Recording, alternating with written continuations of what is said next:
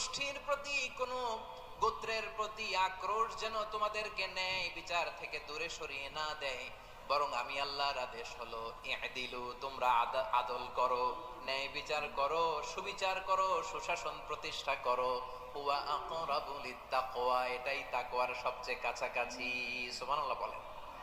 কোরআনের বিভিন্ন আয়াতে আল্লাহ তাআলা স্পেসিফিকলি ধরে ধরে বিচার করার সময় আমরা যেন আদল করি সেটা বলেছেন।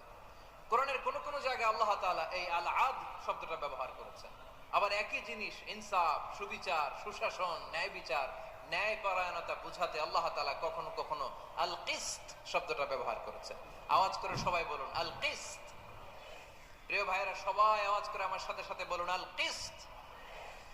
আল্লাহ তাআলা বলেন ওয়া ইন হাকামতা ফাহকুম বাইনাহুম বিল কিসতি ইন্নাল্লাহা ইউহিব্বুল মুকসিতিন।